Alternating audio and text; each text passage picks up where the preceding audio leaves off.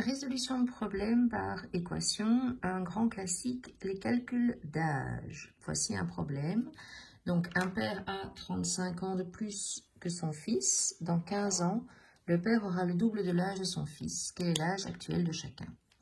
Alors, l'idée est ici d'analyser chacune des phrases.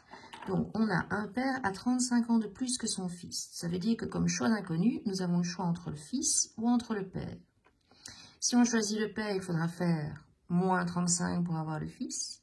Si on choisit le fils, il faudra faire plus 35 pour avoir l'âge du père.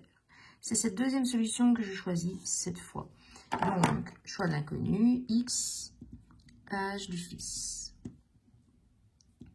Donc, x plus 15, âge du père. Oh pardon, pas 15, 35. Donc, ça veut dire que cette fois, la première phrase a été analysée, je n'ai plus besoin.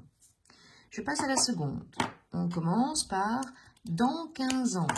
Ça sous-entend que chacun, aussi bien le père que le fils, vont prendre 15 ans d'âge. Donc, dans 15 ans, combien ou quel sera leur âge? Le fils aura x plus 15 et le père, bien, x plus 35 au départ, plus les 15. Sous-entendu, x plus 50.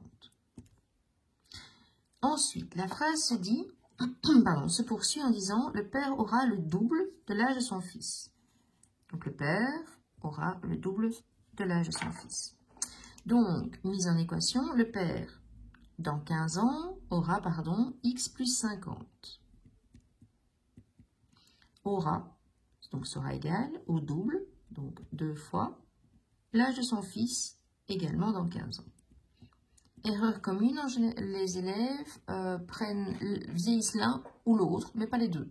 Donc bien attention, quand on vieillit, on prend tous de l'âge, donc tous les deux prennent 15 ans d'âge.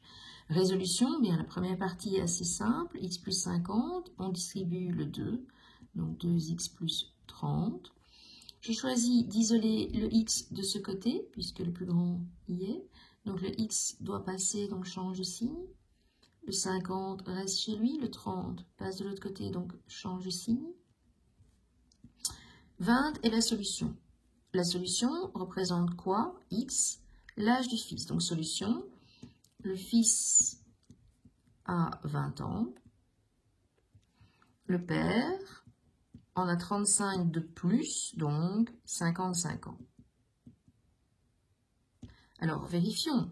Dans 15 ans,